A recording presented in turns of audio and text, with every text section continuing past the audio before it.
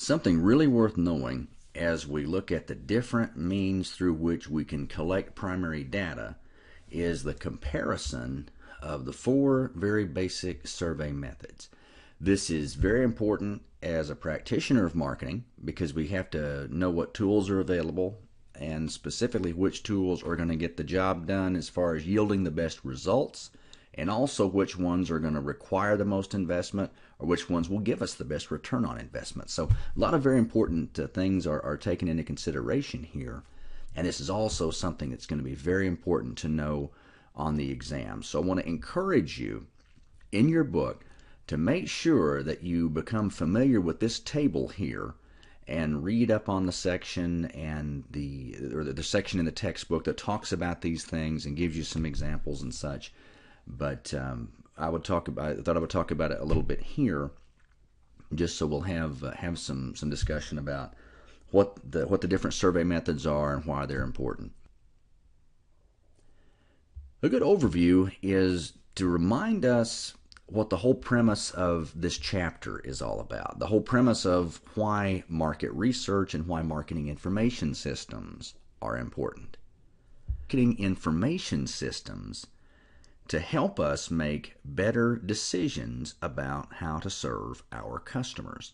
Marketing being all about the customer, marketing being all about creating value for value relationships with customers, and recognizing that as the marketing manager, we want to serve the optimal customers, the most profitable customers, while also making the best use of our limited resources. So rather than go out there and just start doing stuff and hope that it works, a better idea is to involve the customer as often as possible and to be our own students of the marketplace as much as possible so that we're making informed decisions. Instinct is good, but instinct supported with fact, researched fact, is a whole lot better. And if you think about it, that's what you learn in college, basically. You learn how to go about making informed decisions. And the fascinating thing about market research is it lets us do that. In fact, that's one of the more intriguing and fascinating things about the marketing degree, studying marketing, is you learn how to use this powerful tool, which is market research, so that you become that go-to person in the organization who helps the organization make informed decisions. You become that real value provider to your employer because you're the person who can help go about saying, here's what I think we should do, and here's the research I have to back that up. So if at first blush you say research, man, don't talk to me about research. That's not as exciting as the creative side. It very much is, because this is helping us make informed decisions, and it's very valuable to the organization. And along those lines too, when we think about marketing being all about being creative, the very best campaigns, the campaigns that look so creative, and certainly those campaigns that are most effective, and I talk a lot about this on my blog at burtmarketing.com, and I would encourage you, if you want more on this, go there and read that for yourself. But the best campaigns, the most effective campaigns, the ones that connect with the customer, and the ones that deliver the most value for the organization are heavily rooted in research. So research is very much the friend of the marketer, and it's very much the friend of the creative person as well. And here's some of the basic tools we have if we decide we want to go out and gather our own information. We want to gather primary data. Here's some of the tools we have available to let us do that. And I'm just going to briefly touch on some of these. I again encourage you to check this out in your textbook, read this on your own. But I wanted just to share with you, as a practicing market researcher, my market research and consulting firm is, we help companies make decisions, and we don't just do it by guessing. We go out and study the marketplace and then help them make informed decisions based on those kind of findings. So this is very important to me, and it's near and dear to me because I know it works firsthand. So as we look at the basic survey methods, the thing I would start with is let's think in terms of optimals versus actuals.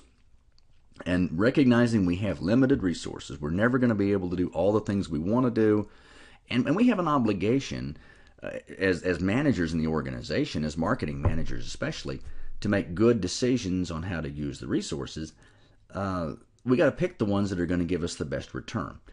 Optimally, if we had the budget, what we would do is constantly be interacting with our customers. We would interact with every single customer optimally, find out what every single customer wanted optimally, and then give every single customer exactly what they wanted optimally, if we could do that in a cost-effective way. If we could do that where it's also profitable to us. Because again, marketing's got to be win-win.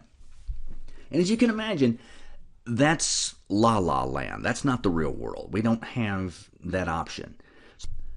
Because that's not always possible, what we have to do then is, rather than look at optimal, we look at actuals. What can we actually go about accomplishing? So these various approaches here let us open that dialogue with as many customers as we can on whatever budget that we're on. So I say that business about being able to have an ongoing dialogue with every single customer, that's what we like to be able to do.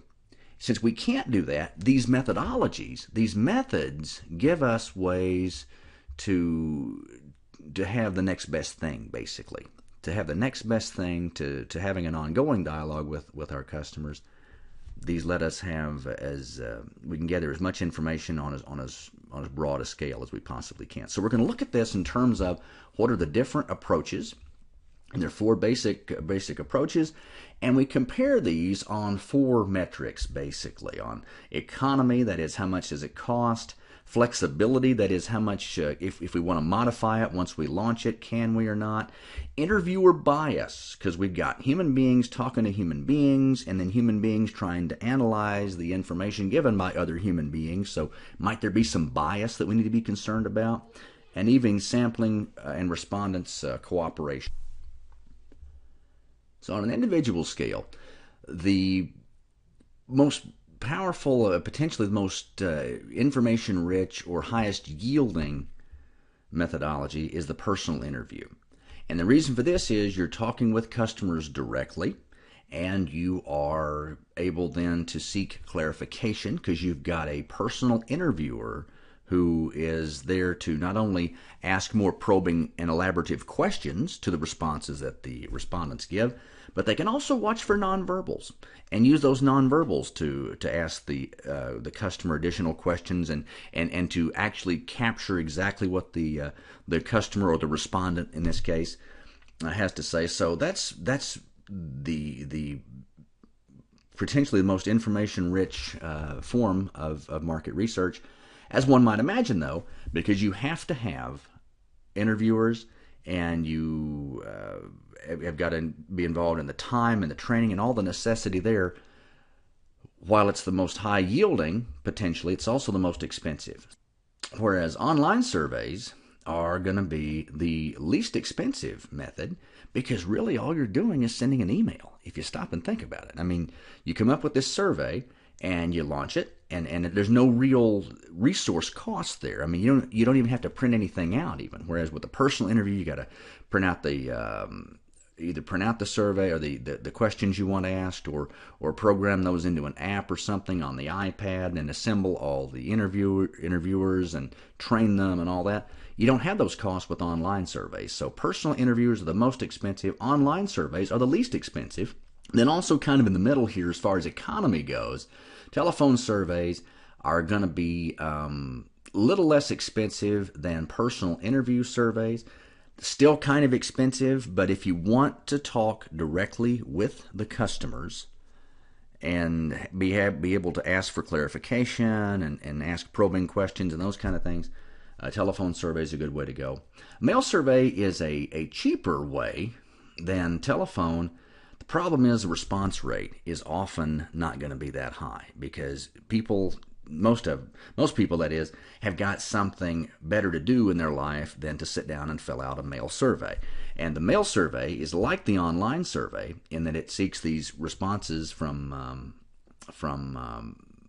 the people that we survey, but there's cost in terms of postage and printing and folding and stuffing the envelopes. And then once those surveys come back to us, somebody's got to key punch those into the data the spreadsheet or whatever software we're using to tabulate them. So least expensive method is the online survey.